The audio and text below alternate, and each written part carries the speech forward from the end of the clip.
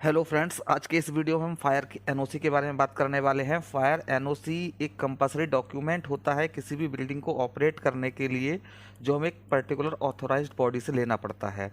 तो fire NOC के लिए हमको पूरी नॉलेज मैं आपको इस वीडियो में देने वाला हूं, पर ये वीडियो मैंने पार्ट बाय पार्ट बनाए हैं। तो फायर एनओसी के लिए कंप्लीट क्या प्रोसेस रहेगा, तो आपको वन बाय वन सारे पार्ट इसके देखने पड़ेंगे। तो फायर एनओसी होता क्या है? फायर एनओसी एक गवर्नमेंट के द्वारा इश्यू किया गया डॉक्यूमेंट होता है, जो हमें परमिट करता है कि जो बिल्डिंग हम यूज़ कर रहे हैं वो फायर के नॉर्म्स के हिसाब से उसके अंदर फायर प्रूफिंग प्रॉपर हो गई है और सेफ्टी के सारे नॉर्म्स वहाँ पर पूरे किए गए हैं। ये हमारे प्रमाइसिस को, जिसके अंदर fire extinguishing system, fire exits, fire alarm systems and emergency evacuation plans वगैरह की पूरी नॉलेज ये रखता है और ये हमको देता है कि फायर एनओसी लेने से पहले कि हमारे पास बिल्डिंग के अंदर प्रॉपर फायर एक्सटिंग्विशन है या नहीं है, फायर सिस्टम वहाँ पर लगे हुए हैं या नहीं लगे हुए हैं, और ये सारी चीज़ें देखने के बाद फायर डिपार्टमेंट हमको फायर एनओसी देता है। अब इस एनओसी को लेने से पहले हम ये एनओसी होती क्या है, किस जगह इसकी रिक्वायरमेंट होती है, या कौन कौन बॉडीज़ हैं, या कौन कौन से ऐसे इंडस्ट्रीज़ हैं, या किन लोगों को इसकी आवश्यकता पड़ती है। अगर आपके पास कोई भी ऐसी ऑक्यूपेंसी या प्रमाइसिस है जहाँ मैन एक्टिविटी है, ह्यूमन एक्टिविटी है, और वहाँ पर कोई इंडस्ट्री हो, कोई होटल हो, या फिर लिविंगहुड हो, तो आपको उस प्रोमाइसिस की पहले प्रायर एनओसी भी लेनी पड़ेगी और उसके बाद उसकी फाइनल एनओसी भी लेनी पड़ेगी। जैसे आपके पास कोई होटल है, हॉस्पिटल्स हैं, कॉमर्शियल स्पेस है, लाइक आपके शोरूम्स वगैरह, स्कूल्स हैं, इंडस्ट्रीज़ हैं, हाउसिंग सोसाइटीज़ हैं, वेयर हाउसेज हैं, फैक्ट्रीज़ हैं, शुगर मिल्स हैं, पावर स्टेशन है, या पावर जनरेशन पावर प्लांट्स हैं। तो इस तरीके की अगर कोई भी हमारे पास कोई भी इंडस्ट्री है, या कोई भी इस तरीके का पर्टिकुलर प्रमाइसिस है जहाँ पर ह्यूमन एक्टिविटी है और एक इंडस्ट्रियल एक्टिविटी भी है, या सिर्फ ह्यूमन एक्टिविटी भी है और वहाँ वर्किंग है, क्राउड है, तो आपको उस प्रमाइसिस की फायर एनओसी लेनी पड़ेगी। किन लोगों को इसकी आवश्यकता होती है? ऐसा एरिया जो मोर देन 300 स्क्वायर मीटर से ज़्यादा कवर्ड किया गया हो और वहाँ पर ह्यूमन एक्टिविटी है, तो वहाँ पर हमको फायर एनओसी की रिक्वायरमेंट होती है।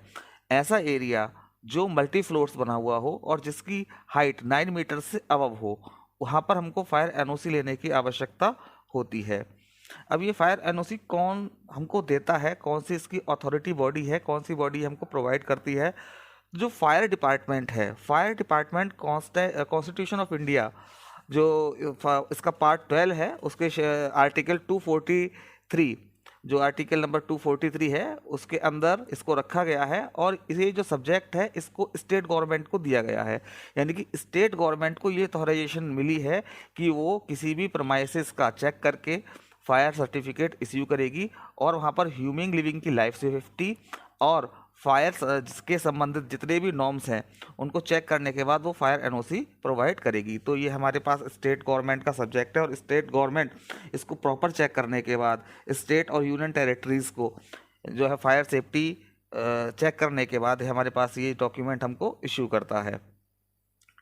अच्छा, इस डॉक्यूमेंट को लेने के लिए हमारे पास सबसे पहले क्या होता है कि हमको किस तरीके से इसका प्रोसेस करना है।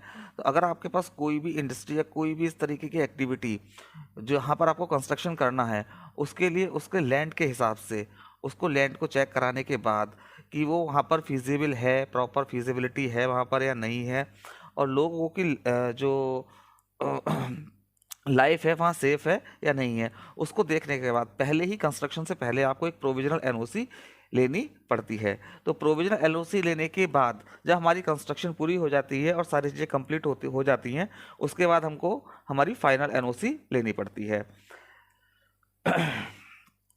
नेक्स्ट हमारे पास क्या आता है कि कौन सा बिल्डिंग बायलॉज को फॉलो करने के बाद हमको ये एनओसी मिलती है। तो बिल्डिंग बायलॉज 2016, जो कि ministry of housing and urban affairs ने बनाया है, उस बिल्डिंग बायलॉज को फॉलो करके उसके अंदर जो भी गाइडलाइन लिखी हुई है कि बिल्डिंग की कंस्ट्रक्शन किस हिसाब से होनी है, उसके हिसाब से हमको अपना इसका जो ड्राइंग है वो प्रिपेयर करानी पड़ती है, और ड्राइंग को प्रिपेयर कराने के बाद हमको ये एनओसी मिल जाएगी अप्लाई करने के बाद। अगर हमारे पास सारी फायर संबंधी जो प्रक्रियाएं हैं वहाँ पूरी हैं तो ये एनओसी हम ले सकते हैं। तो हमारे पास building bylaws 2016 ministry of housing and urban affairs जो है इसको कंडक्ट करता है। और इसमें मिनिस्ट्री ऑफ होम अफेयर्स 2019 में भी इसका डिस्क्रिप्शन आपको मिलेगा कि ये किसके अंडर में, मिनिस्ट्री ऑफ होम अफेयर्स 2019 के अंडर में इसको रखा गया है। नेक्स्ट हमारे पास जो बॉडीज़ होती हैं, ये particular fire safety equipments check करने के बाद हमको एक एनओसी प्रोवाइड कर देती हैं, पर इनका बैकग्राउंड हो कहाँ से ये स्टार्ट होती है। तो सबसे पहले ये आपके रीजन वाइज, एरिया वाइज, कि आप किस एरिया में रहते हैं, कहाँ पर आपको एक्टिविटी करनी है, कहाँ से आपको बिल्डिंग या प्रोमाइसेस का कंस्ट्रक्शन स्टार्ट करना है, वहाँ के म्यूनिसिपल बायलॉज के हिसाब से आपको सबसे पहले उस लैंड का एक अप्रूवल कराना पड़ेगा। उस लैंड का एक अप्रूवल जो वहाँ की कंसर्न अथॉरिटी है वो आपको करके देगी। उस अथॉरिटी से अगर वो नगर निगम में आता है तो नगर निगम उसको करेगा, अगर वो ग्राम प्रधान में आता है तो ग्राम प्रधान उसको लिख के देगा, या जिस तरीके का रीजन है उस हिसाब से हमको उसका एक नक्शा प्रायर पास कराना पड़ेगा। और उस नक्शे को पास कराने के बाद ही हम अपने एनओसी के लिए, यानी कि बिल्डिंग कंस्ट्रक्शन के लिए, हम अपना काम स्टार्ट कर पाएंगे। उसके बाद हम बिल्डिंग कंस्ट्रक्ट कर पाएंगे। क्योंकि प्रोविजनल एनओसी 2016 के बाद, बिल्डिंग बायलॉज के बाद बहुत मस्ट कर दी है, और इसको पहले से ही लेना कंपलसरी है, मैंडेटरी है। तो ये हमारे पास जो म्यूनिसिपल कॉरपोरेशन है या म्यूनिसिपल बायलॉज है, उसके हिसाब से पर्टिकुलर रीजन वाइज हमें इसको लेना पड़ेगा। नेक्स्ट हमारे पास आता है कि जो ये एनओसी है, इसका इश्यूएंस अथॉरिटी, जैसे मैंने पहले भी आपको बता दिया, स्टेट गवर्नमेंट के अंडर में होती है, वहाँ पर फायर डिपार्टमेंट होता है, तो फायर डिपार्टमेंट ही इसको इश्यू करता है। और ये सारे parameters bureau of Indian standards के हिसाब से चेक करने के बाद ये आपको जो एनओसी है वो प्रोवाइड करते हैं। तो BIS means BIS bureau of Indian standard होता है, जहाँ पर ये पैरामीट्रिकली चेक करते हैं कि जो फायर इक्विपमेंट आपके यहाँ प्लेस किया गया है वो ब्यूरो BIS को फॉलो करता है या नहीं करता है, और वो उतनी ही क्वांटिटी में वहाँ पर लगा हुआ है या नहीं लगा हुआ है। ये हमारे NBC के हिसाब से, as per the national building code के हिसाब से, नेशनल बिल्डिंग कोड 2016 के हिसाब से इसको हम लगाते हैं। तो उन दोनों पैरामीटर्स को चेक करने के बाद जो इश्यूएंस अथॉरिटी है, यानी कि फायर डिपार्टमेंट है, वो हमारी ये एनओसी हमको प्रोवाइड कर देती है। तो अगर आपको कभी भी कोई नई कंस्ट्रक्शन करना है, नया कोई प्रोमाइसेस बनाना है, तो वहाँ पर आपको फायर डिपार्टमेंट से पहले लैंड अप्रूवल लेना है, ड्राइंग अप्रूवल कराना है। ड्राइंग अप्रूवल कराने के बाद इस एनओसी के प्रोसेस को आगे करना है। अभी एनओसी किस तरीके से प्रोसेस होती है, ये ऑनलाइन और ऑफलाइन दोनों तरीके से प्रोसेस होती है। वो कहाँ किस तरीके से अलग अलग रीजन वाइज होती है वो मैं आगे की वीडियोज़ में इसको डिस्कस करूँगा। Taxonomy of fire NOC.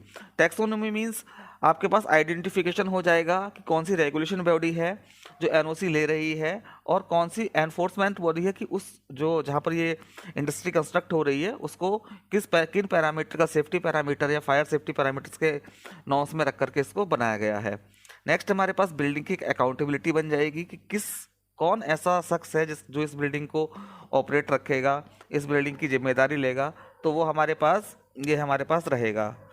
Next हमारे पास आता है building confidence among the citizens. जो आसपास के लोग हैं उनका भी एक कॉन्फिडेंस बढ़ेगा। जैसे जिस एरिया में आप अपना जिस प्रोमाइसेस में इंडस्ट्री बनाना चाह रहे हैं, वहाँ पर ये उस जगह आपका जो लोग होंगे वो भी आपके कॉन्फिडेंस में रहेंगे। और एक आइडेंटिफिकेशन प्रेस की डेटा एलिमेंट भी आपको मिलेगा कि आपके पास जो भी आपके इंडस्ट्री के अंदर काम होने वाला है, कौन सी पॉलिसीज़ वहाँ आप फॉलो करेंगे, किस तरीके का वहाँ काम होगा। मान लीजिए आप केमिकल इंडस्ट्री लगा रहे हैं, तो वो यहाँ पर ये भी चेक हो जाएगा कि आपके उस इंडस्ट्री से निकलने वाली कौन कौन सी गैसेज हैं जो ह्यूमन के लिए हार्मफुल हैं या नहीं है, तो वो भी चेक होगा। नेक्स्ट आपका एनवायरनमेंट के लिए भी, कि एनवायरनमेंट में कहीं कोई पॉल्यूशन वगैरह या हाई पॉल्यूटेड चीज़ें तो वहाँ एक्टिविटी नहीं हो रही हैं, वो सारी चीज़ें भी आपकी चेक हो जाएंगी। तो पॉल्यूशन एनओसी भी एक लेनी पड़ती है इंडस्ट्री को, पर साथ साथ फायर एनओसी इनिशियल स्टेज से ही मस्ट है।